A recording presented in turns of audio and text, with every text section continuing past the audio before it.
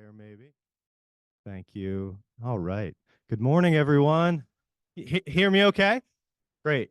Wonderful. Welcome back to the Coffee and Conversation series. This is our fourth of the summer, and we took a hiatus last week for the Summer Institute. I'm looking out, seeing a lot of you were there and took part. And it was a really incredible week. We're still a little hungover from it, if I'm going to be honest. But this week, I was just mentioning to Zoe that we hit our registration cap for this particular event of 100 people. So the Coffee and Conversation is continuing to kind of gain steam for us. And no surprise, because today we have Zoe Weil with us and Andy Revkin. And I wanted to say a few things about Andy as we get underway. So I feel like one of the best things about living here on MDI and in the Down East region is that really interesting people find their way here to the area and into our community. And so Andy and Lisa landed here as year-round residents a couple of years ago, and I've had a chance to hang out with them at their home. And it's hard for me to think of anyone who's more COA aligned than Andy Revkin.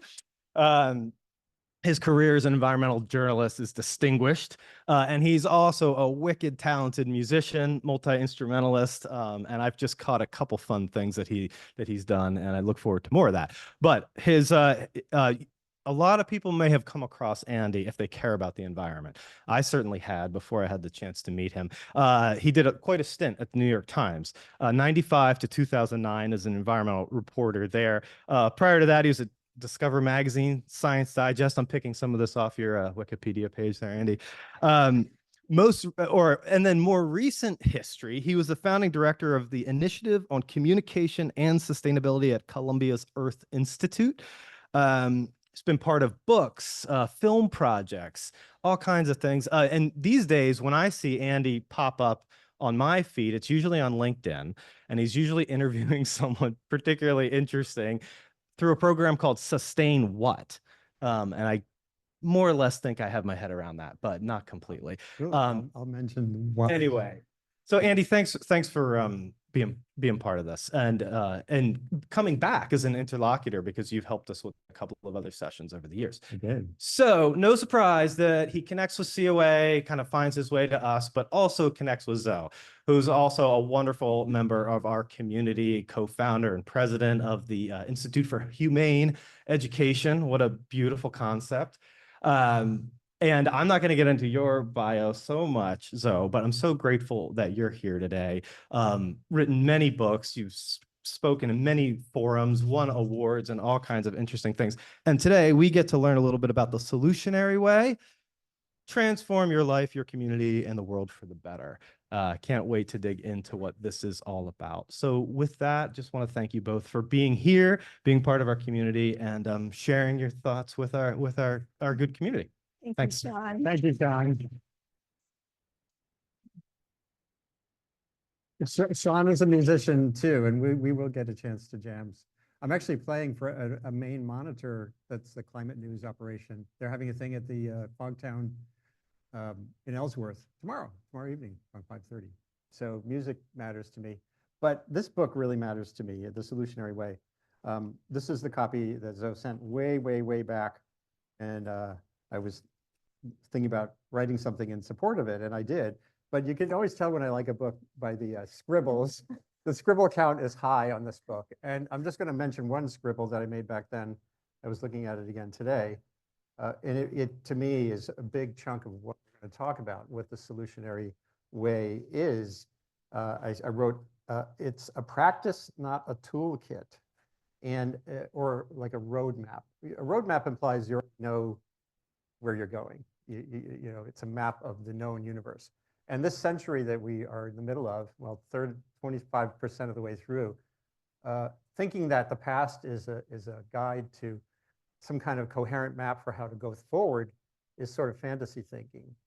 The past tells us huge amounts of context. They're valuable whether you're thinking about climate change, conserving biology, biodiversity. But with so many factors in flux, there isn't a map for it going forward, but there is a practice. There's a way of going forward, a solutionary way.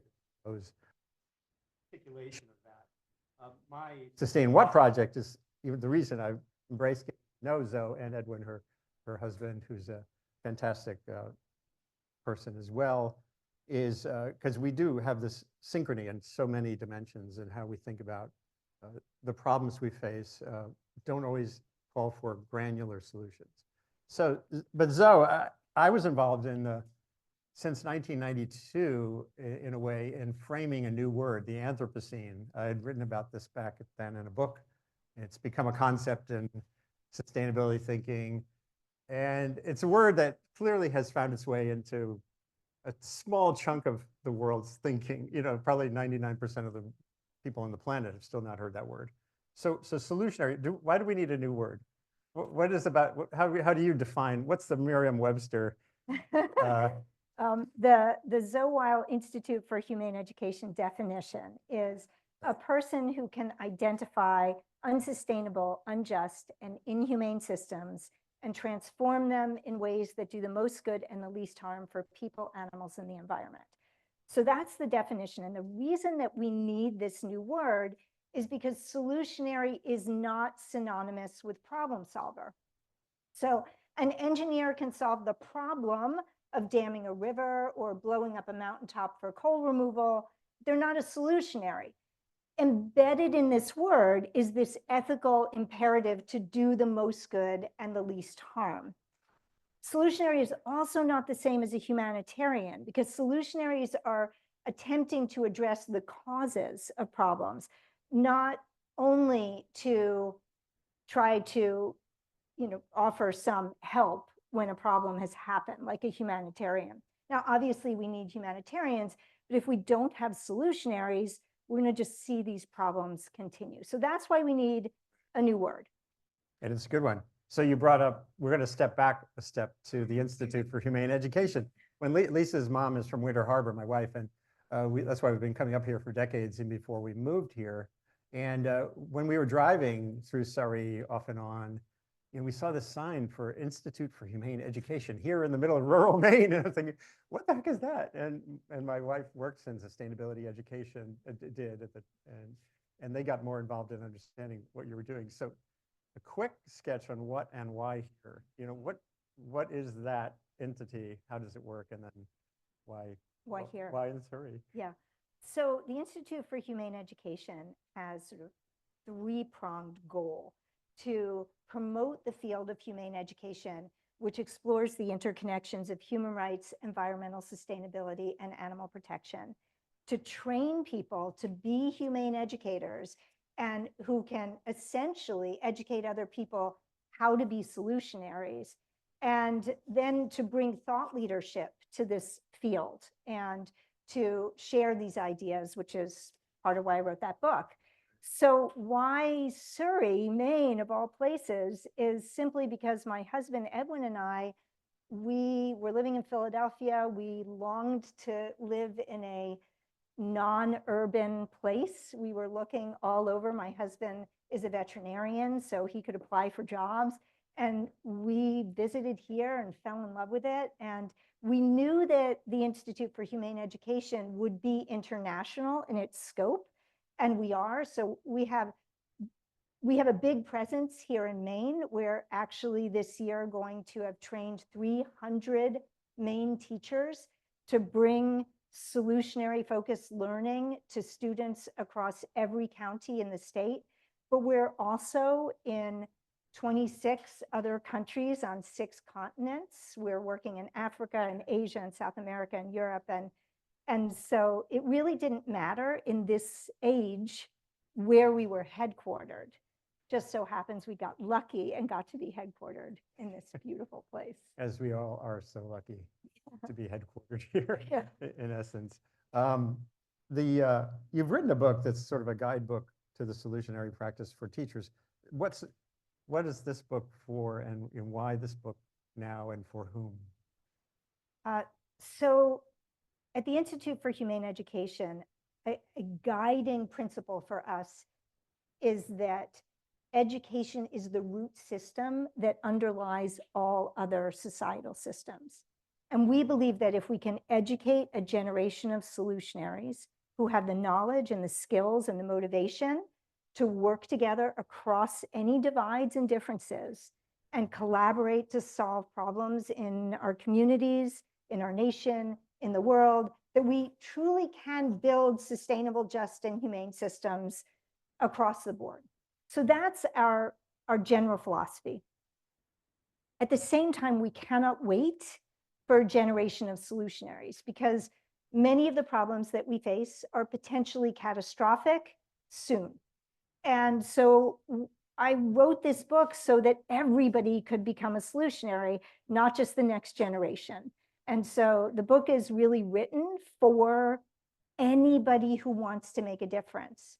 Can I jump in and say like a couple of responses I've been getting to the book? I asked you, I've noted you've been telling me about it's already being kind of adopted in public health, and a biochemist is interested in the book. So the applicability, and then we're going to get to what is this practice, Yeah. you know, the four kind of prongs. So yeah, it was just a couple of nights ago that this brilliant biochemist who was our son's mentor and advisor when he was in college, he listened to the book on audio tape, and he had been telling people for years, he recommended 2 books to everybody. These are the 2 books you've got to read if you're going to read anything.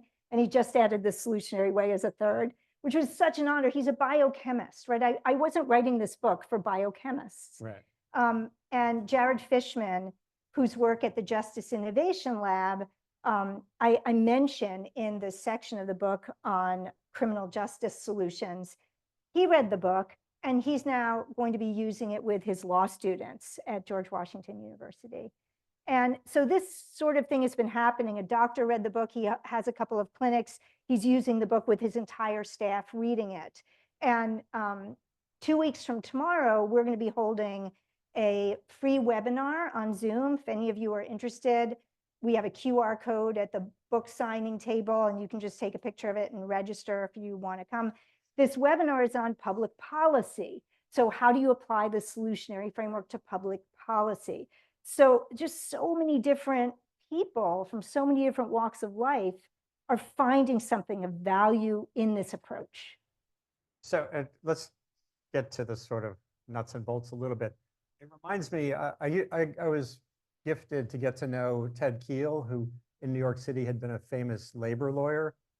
He ended up very wealthy through land purchase in the Dominican Republic. He became a philanthropist, but he was very involved in the early days of environmental media around the Earth Summit in Rio de Janeiro.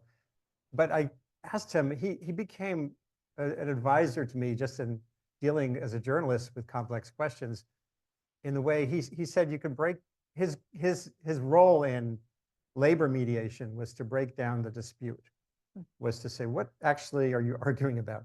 And he said there's an anatomy of a dispute. There's a methodology to untangling it and understand, is this a contractual thing? Is it fundamental interest? Is it cultural? And then go forward. And that reminded me so much of what you do. So just take us through that 4 stages of solutionary impact. So there are 4 phases to this solutionary process. The first phase is to identify a problem you want to solve.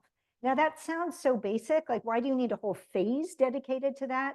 Well, I'm imagining, well, let's just see by a show of hands, how many of you are concerned about some problem in your community or the world right now? So if you are thinking like, I really want that problem solved, it's really important to do a couple of things. To understand that problem really thoroughly and to identify an aspect of it that you have the capacity to work with others or on your own, but we recommend working with others to solve. So identifying a problem statement, which sounds so wonky and simple at the same time, is really important. That's phase 1. Phase 2, you need to investigate it thoroughly. You may think you know everything about that problem. You probably don't. In fact, I know you don't. We can't know everything about the problems that we want to address. They are complex. Even if they're in our own small community, even if they're in our family, chances are they have lots of tentacles. There's a lot to unpack and understand. So really investigating that problem thoroughly, and in the process, cultivating critical thinking and systems thinking skills and strategic thinking. And then you want to innovate a solution. You'll notice that these phases all begin with the letter I. That's so I can remember them. So identify, investigate, innovate your solution. Now, your solution doesn't actually have to be the most innovative solution of all times. In fact, part of your investigation process may be finding that somebody else has solved that problem somewhere else, or finding really brilliant solutions to that problem that we just haven't implemented in our culture yet. So innovating could be innovating your approach to using that solution. It could be as simple as that. You do not have to be a genius. You do not have to be the most creative person around. You just have to go through this process. And then finally, the last phase begins with an I, is implement. Implement your solution. Put it into practice. Doing so, that's why it's really important to identify a feasible solution, a feasible problem to address, because you're not going to be able to necessarily implement your brilliant idea to solve poverty or climate change in the world. You may be able to implement something to address those problems right in your own community. And through that implementation process, you will learn, you will iterate, you will see what worked, what didn't work. You can share that with others. And then together we slowly but surely build this more just, sustainable world. That's great. By the way, I would add iterate to the list. It's an I word. Yeah. Because learning and adjusting is part of navigating an arena without a map. Yeah. And it is one of the, so each one of these phases is divided into 3 steps. Right. I won't get into all those because then you'll really think it's wonky and you won't get the book. Like, too many steps. There are 12 steps. Just say it. But iterate is part of that last phase. Yeah. And there, again, one reason I embrace this is because having written about climate change since the 1980s, I became aware of the dimensions of this problem being so massive that both can paralyze people, turn them off, distract them onto the other really important issues in our time. But as soon as you start to divide it in pieces, find your action point, and you mesh it with your passion. Ayanna Johnson is a climate activist and a marine scientist in New York who is very popular on Twitter. She kind of put forward this mantra about find your problem that matches your passion or your skill set, and then you can do that part of the big picture. That also involves letting go, though. So how do you deal with like with the reality? You're a vegan. You have a wonderful relationship with the animal ecosystem around us. Not all do. Nick Kristof, my old friend at the New York Times, really impressive column on the op-ed page the other day about his learning journey. He's got a farm, a family farm for generations in Oregon, and he was talking about how much we love our dogs. Boy, do we love our dogs. We just got a puppy. The reason I'm a little tired maybe today is because I was up twice till last night with Rosie, the adoptee. But he says we don't have that relationship with pigs. And in your lifetime, maybe the world will move incrementally toward having a fuller, respect and for animals. So how do you deal with that part of it? How do you dig in on your thing and understand the big picture is a big picture?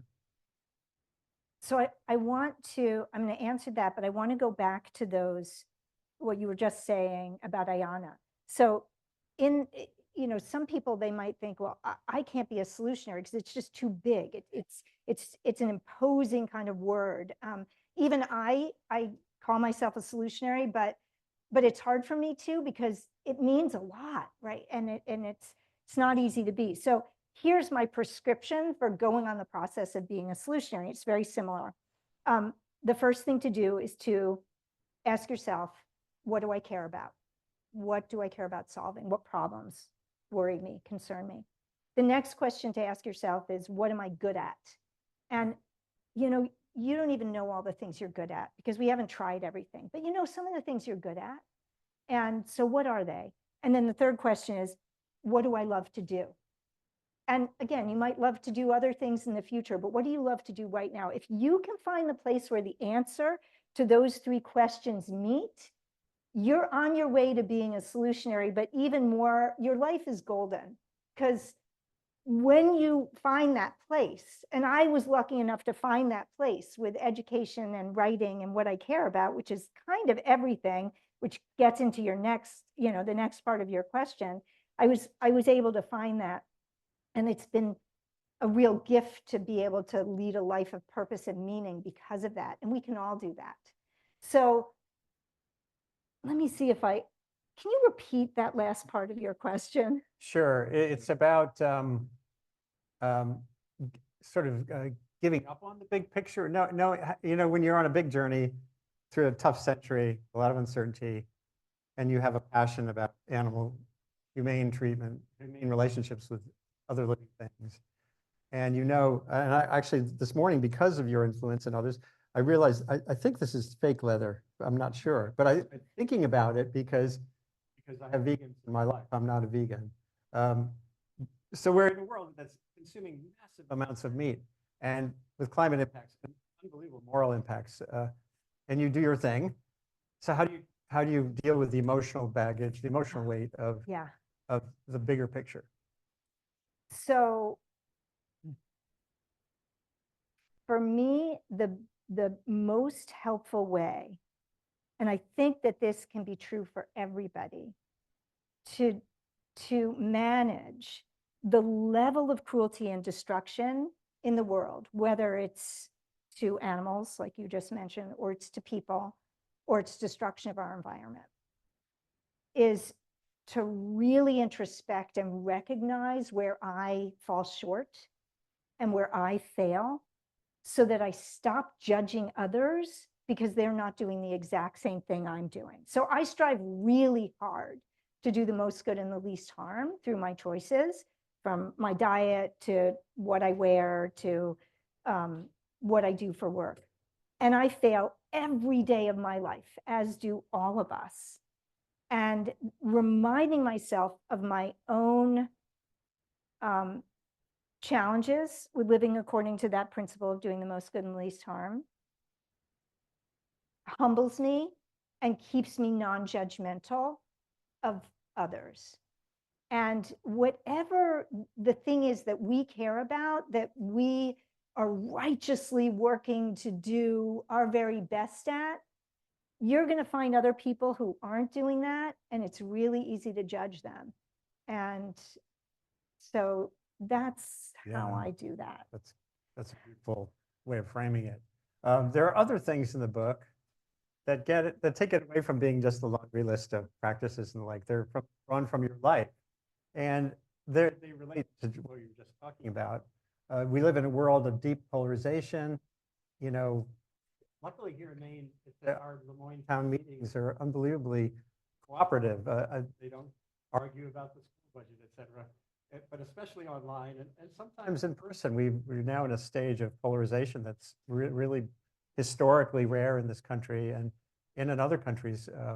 So you have a section in the book about your fitness training and how that relates to how you navigate polarization. So a vegan and a hunter walk into a gym, and what happens? And obviously, this is not a hypothetical. No.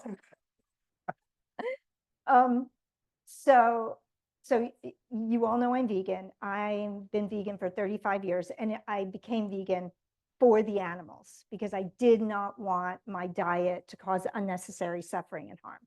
So I need to say that because, somebody can be a vegan for health reasons and they don't care what anybody else eats, right? That's not an issue. But for me, there's this passionate care for animals that led me to this. So I belong to CrossFit Acadia. Got some CrossFitters here in the room. Two of my very dear friends, Meg Burke sitting there, and Zach, who's behind the equipment there. And this gym is a really remarkable place where people from many different walks of life come together. We have different political beliefs. We have different religious beliefs. They are very different. But we come together in this place and we work out really, really hard and we cheer each other on. I'm going to get teary. And we create community that transcends and brings together huge differences. And one of my really good friends at CrossFit Acadia is a hunter. He's passionate about hunting. It's like his favorite thing. And he's a really good friend. How do we bridge that? Me, the person who cares about animals, the vegan, and he as the hunter. So in the Venn diagram of our concerns, there is a massive overlap. We both care passionately about the environment and protecting the natural world. He cares about that too. In terms of even animals and our harm to animals, he kills one deer every year. Because he kills that deer, he eats about a third less meat than he would otherwise eat from the supermarket. And that supermarket meat is going to be animals, many more animals, because there'll be a lot of chickens in there and turkeys who are much smaller than a deer. And he would eat many more animals produced in ways that are really quite cruel and quite destructive. So even in that sense of caring for animals, we are more aligned than we are different. And the fact that we have built this bridge allows us to learn from each other. And he read a previous book of mine, Most Good, Least Harm. And I was really touched that he wanted to read that book and that he became more sensitive to these issues because he did. And I became less judgmental and more aware of our similarities, even around animal issues. So that's what happens when a vegan and a hunter walk into CrossFit Acadia. Right. It's awesome. And it gives you that sense that could be in any context where you can find that overlap, the human overlap with someone. If you start with the points of overlap, rather than going in girded for battle on the points of disagreement, Yes, you have a different outcome. There's a guy named Peter Coleman, who I worked with at Columbia, psychologist who runs a conflict resolution project. And one of his tools, he has a difficult conversations laboratory. Just Google for that and you find a lot more. And that, in other words, there's science to this too. It's not that this is just learned experience of Zoe. It actually meshes with a lot of research goes into this as well. And that's also articulated in the book. So let's do a little bit more on the more good, less harm, most good, least harm, MOGO. No, yeah, MOGO. MOGO. Yeah. Because that's really important. You know, in the climate community that I'm immersed in, there's a huge amount of sniping, friendly fire. If you're pro-nuclear, you know, or you're the Breakthrough Institute, then Bill McKibben is always punishing you for not being all about renewables, et cetera. And trade-offs and kind of multiple dimension solutions are clearly needed on issues like climate change or biodiversity conservation, but no one seems to want to accept that. So, and your chapter, this is really interesting. Her chapter on MOGO starts, I think, with a Spanish language, a very little obscure Spanish language film about a baldness treatment. Tell them a little bit about that. And I hope you'll see the movie. There's chunks of it online, and obviously read the book. So I think it was 2 years ago at Real Pizza, every year there's the Manhattan Short Film Festival. I'm seeing people nodding. So I think it was two years ago. One of the films in the film festival was called The Treatment. And it was about this couple, and the husband is bald. And they're going to this place for the treatment. So for $6,000, you get a pill, and it ends your baldness, your hair grows. And there's one side effect from the pill, and that is that a member of your family will die within a couple of weeks. So the person who's selling the treatment is very quick to reassure the bald guy that, look, it could be a distant cousin who you only see at like a wedding every once in a while. So the couple is like, oh, that's terrible. But then the guy who's selling the treatment, he kind of leans down and he's like, stroke my hair, because he'd gotten the treatment and he had a full head of hair, and they're stroking his hair, and you can see their resolve start to crumble. But they have to go and they have to think about it. So they leave and they're in the lobby of the treatment center, and they run into a distant cousin who's bald, and he's headed up for his consultation. So I'm That's just the happy to best. say that this film won the film festival, because I was just stunned by it, because I'm like, this isn't just a film about a crazy idea. This is the story of our life. We are constantly making choices that cause other people to die, that cause other species to die, that cause our environment to be destroyed every single day through our everyday choices. And this little film is like a little mirror for that.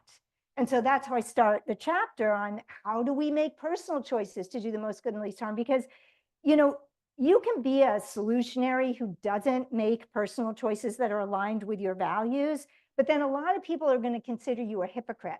So it's not to say that your personal choices are going to amount to all that much in the scheme of things.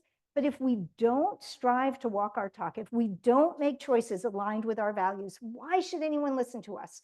Why should anybody collaborate with us to make the world better if we're not living aligned with our values? This is just a matter of trying to live with integrity. And so I put a chapter early on in the book about that so we can explore it for ourselves, knowing we're not going to be perfect.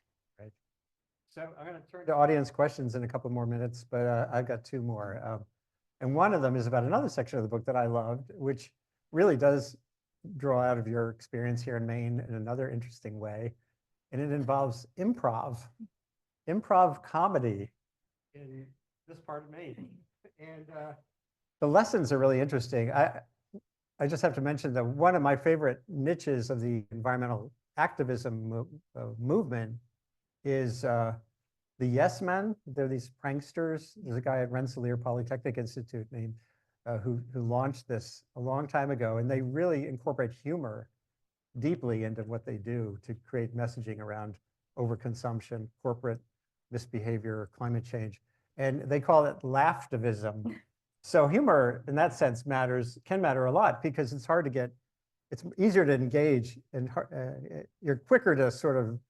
Like, how many of you saw the paint throwing at the Stonehenge? The videos, or the paint being thrown at famous artwork. That's not engaging people who are not already in your movement. It may be causing a lot of back patting people in the movement. So tell us about how improv matters to this solutionary practice. I love talking about improv. I'm going to just yes and you, which I'll explain in a minute, by saying, you know, I consider being a solutionary next level change making or next level activism. To the degree that people want to join your club, you're going to be able to have greater success. To the degree you turn people off, you're going to distance yourself from your very goal. So yes and. What's yes and? Well, first I have to say that, so my husband and I started taking improv classes here in Bar Harbor with Improv Acadia. And where's Carol? Carol, there's Carol. Carol is another person who did improv. Are there any other people who I'm not seeing in the audience who did? Okay. And so we've done improv together. We learned some really important rules. And they're rules for doing fun and funny scenes, but they are rules for life, and they're rules for being a solutionary. So there's 4 of them. I'm not going to talk about all of them because it would take too long. The first rule is to build relationships.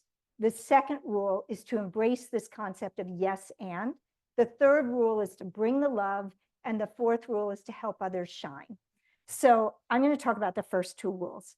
So when you asked me about the vegan and the hunter walking into the gym, why did any of what happened, why did our friendship happen? Why did the learning from each other happen? Because we built a relationship. It is so easy to build relationships with like-minded people, right? And challenging to build relationships across divides. But if we don't build those relationships across divides, we may continue to stereotype others. We may perpetuate division. We may prevent the very solutions we want to happen because we aren't taking into consideration other perspectives, understanding other stakeholders, and finding points of agreement. So we need to build those relationships. And then yes, and by the way, I should say that the reason why these are improv rules is because if two actors get on the stage and they don't build a relationship, nothing happens. They have to know who they are to each other. They have to create a story. They have to create a connection, a relationship. Otherwise, the audience, they're not going to be able to care about each other, and the audience isn't going to be able to care about them. The next thing they do is this concept of yes and, where one of them will offer a suggestion and the other one will say yes to it. Maybe not explicitly, but they will say yes to the concept and they will add to it by saying and. So here's an example. So a scene partner comes on stage and says to the other one, "Mom, I entered us into the parent-teacher acrobatic competition at school." So yes and means that that other scene partner doesn't say, "What are you talking about? You know, you're not my kid and I don't do acrobatics." Like, where does the scene go from there? Nowhere. The audience is, going to be on edge and they're like, "I'm out of here. This is no fun." But when that scene partner says, "Great, Brian, we can finally wear the pink polka dot leotards that I bought on eBay." Well, now the scene's moving forward. It's moving forward because of yes and. So what does that have to do with being a solutionary?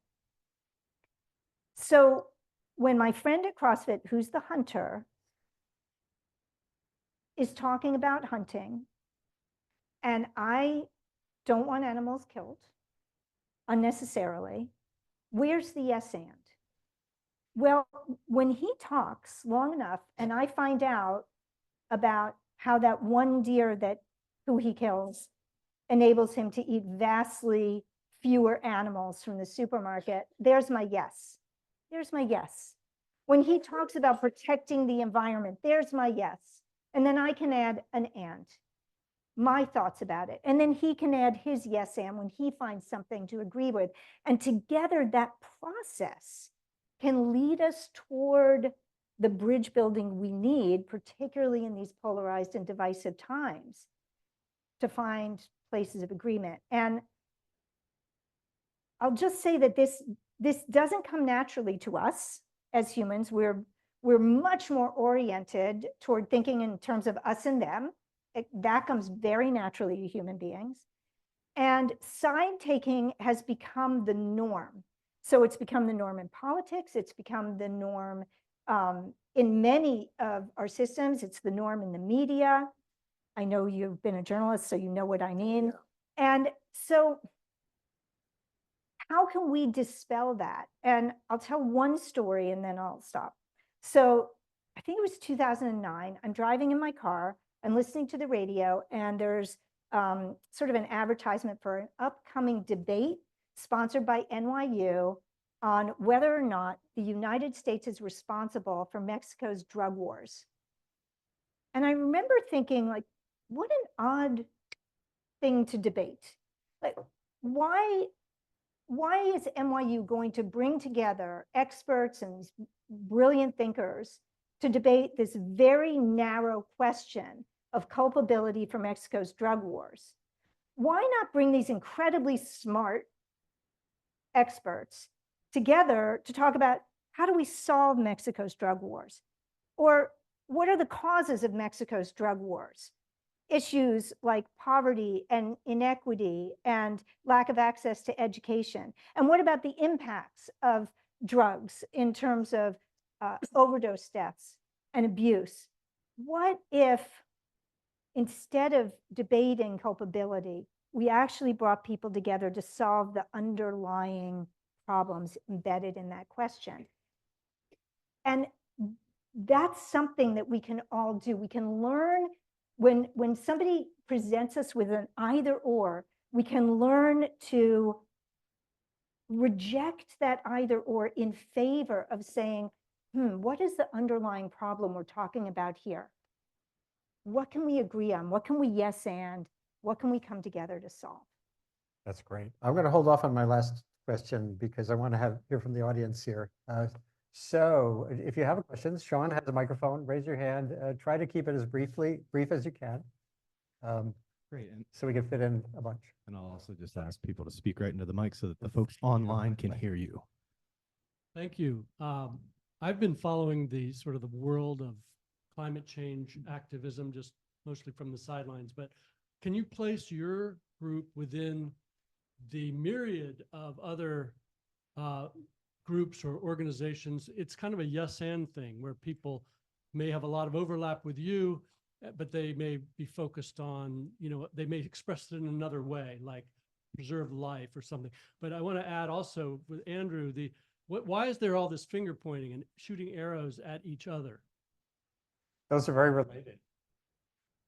So the Institute for Humane Education is an educational organization.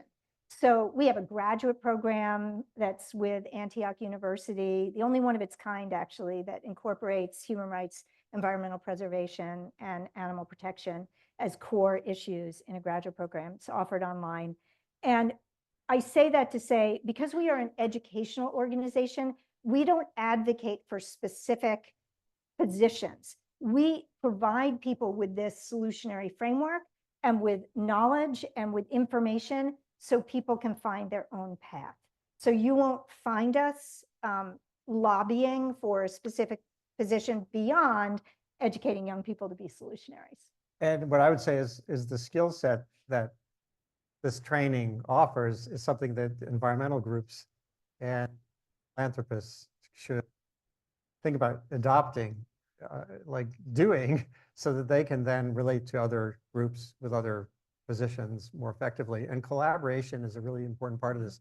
Lisa McHaley, my wife, worked at an institute, Sustainability Education, and they did some crosstalk.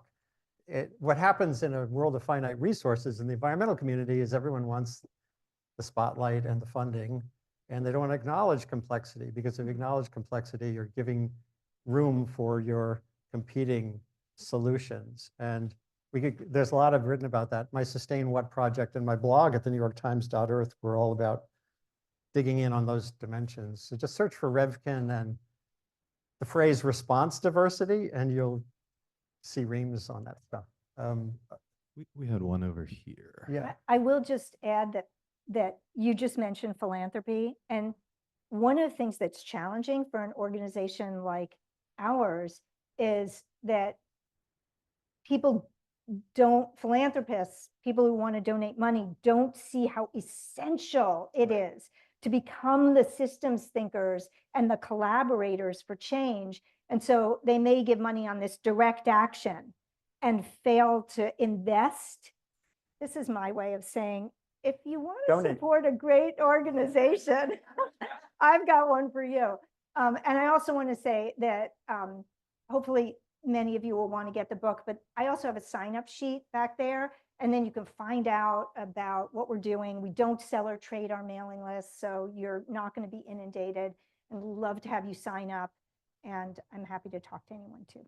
And before you ask your question, I'll just say briefly too, philanthropy. I used to work at National Geographic Society, which was a grant-giving institution, not the big magazine. And I learned about the acronym M&E, measurement and evaluation. And the way philanthropy tends to evaluate projects is on outcomes.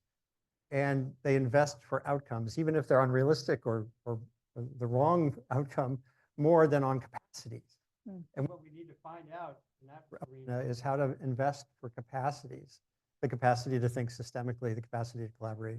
So that's a big challenge and opportunity. I would think that indigenous communities are already there.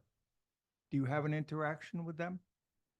So we have members of our constituency who are Indigenous people. We don't have any current partnerships. That could change tomorrow. We're developing partnerships all the time. If you go to our website, which is humaneeducation.org, and you look at our partners page, and you'll see that we're developing partnerships constantly. So I would love to have partners in the Indigenous community, and that's on us to reach out. So thank you. Yeah. Hi, Zoe. I'm David Gibson. I'm the Director of Energy here at COA. For roughly 15 years, I've been working on energy efficiency and clean energy education, and have led teacher workshops and teacher trainings.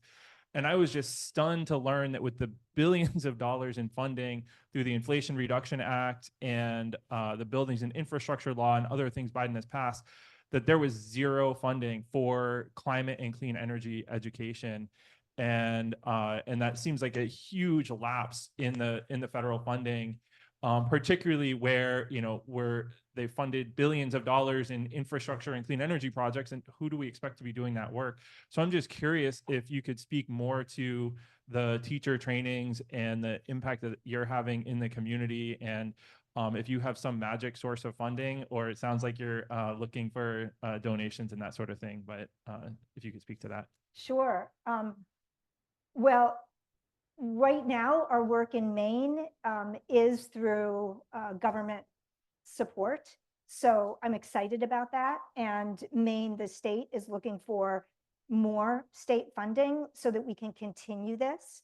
So there sometimes is federal and state funding for these kinds of initiatives, particularly when we see the positive outcomes, the measurements and the results. And in our work, educating young people to be solutionaries, we're just seeing incredibly positive outcomes. The kids are describing this as, some of the best learning that they've ever had in school, and they feel empowered and they feel they can make a difference. And so I think we're going to see more of it when we have more of these results. People know that there is an epidemic of anxiety and depression among youth. And we see that engaging youth in empowering projects where they're taking their inquiry and they're putting it into action and they're seeing the results and they feel fully engaged, I think that will change. I have another story. Is it the one I'm thinking? Could you tell us, there's a brief story in your book that seems to really resonate with this. 2012, you spoke to middle school Yes, that's the story. teachers, and 2016 in Guadalajara. Yeah. Thank Go you. for it. We're on the same page with that. It's a great moment. Go. Okay, so prior to the pandemic, prior to these, escalating rates of anxiety and depression among youth, prior to the wildfires burning out of control around the world, I'm invited to speak to middle school students in a school in Connecticut. So I first talked to the 5th and 6th graders, and I asked them to tell me what they think are the biggest problems in the world. And their responses fill a huge whiteboard. And then I asked them to raise their hands if they can imagine us solving the problems they listed. And of the 45 children in that room, only 5 raised their hands. Only 5 could even imagine us solving the problems they had named. It was the most sobering moment in my decades of work as a humane educator. I thought, if these kids can't imagine us solving the problems they listed, what will motivate them to try? So I knew I had to do something. So I asked them to close their eyes, and I led them in a guided visualization in which I invited them to imagine that they were very old and approaching the end of a long and well-lived life. And I asked them to imagine themselves sitting on a park bench on a beautiful day, and air's clean, waterways are clean, birds are singing, there hasn't been a war, and as long as they can remember, nobody goes to bed hungry. We have learned to treat each other and other species with respect and compassion. And then I asked them to imagine a child coming up and joining them on the park bench. And the child has been learning about much darker times and wants to know how everything changed for the better. And the child asks a lot of questions. And then the child asks the final question. And the final question is, What role did you play in helping to bring about this better world? What did you do? So while they had their eyes closed, because this was a visualization, I asked them to raise their hands if now they could imagine us solving the problems they listed on that whiteboard. And this time, 40 hands went up in the air. All it took was imagining a better world and knowing that they were part of creating it. So fast forward a couple of years, I'm speaking at a conference in Guadalajara, Mexico. And the day before the conference, I visit the school that's hosting the event, and they say, hey, will you talk to our fifth graders? So I go in and I ask those fifth graders to raise their hands if they can imagine us solving the problems in the world. And every hand, and I say, can you imagine us solving the problems in the world? And every hand flies up in the air immediately. What was different? Their teacher had been teaching them in age-appropriate ways about problems in the world, and they had been engaged in solving them. These were environmental issues. Their school had installed solar panels. They had created a composting system for their food waste. They were using reusable water bottles instead of disposables. They knew problems could be solved because they were solving them, because their teacher had been teaching them to be solutionaries. So, you know, once this message gets out, it's going to be really fast, I believe, till education adopts this wholeheartedly. As I said, we're in 6 continents right now, and we're seeing this take root because it works for everybody.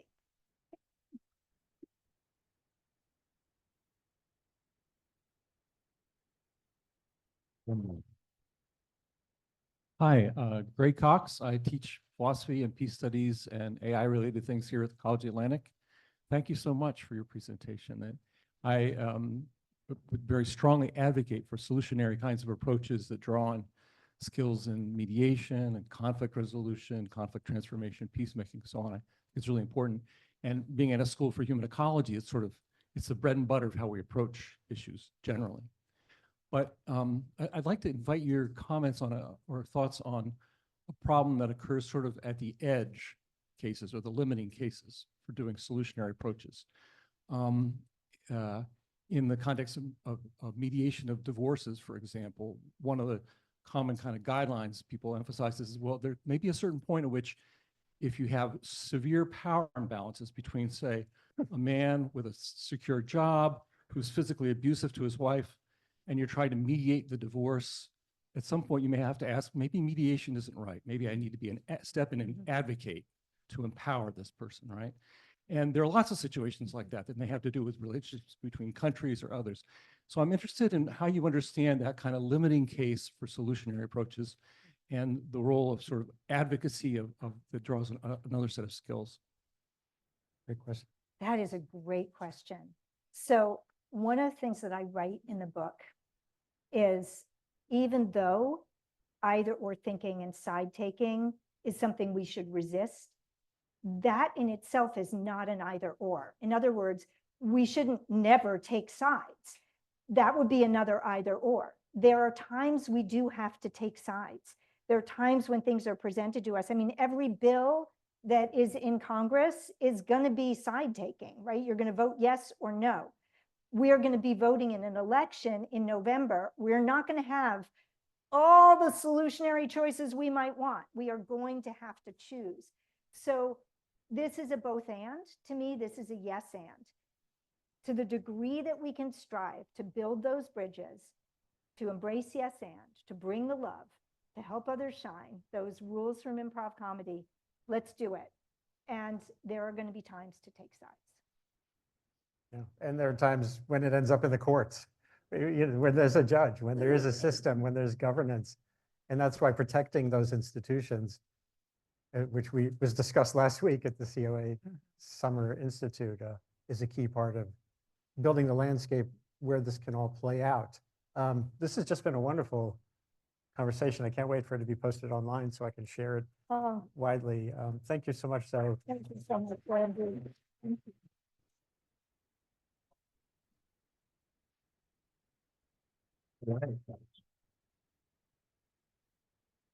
Thanks, so thanks, Andy. And we have the Solutionary Way out back for sale today. And thank you so much. And please come back next Tuesday where we'll be here. Same bat channel, same bat place. Thank you all. Have a wonderful day. Great. Thank you. Oh, well, we.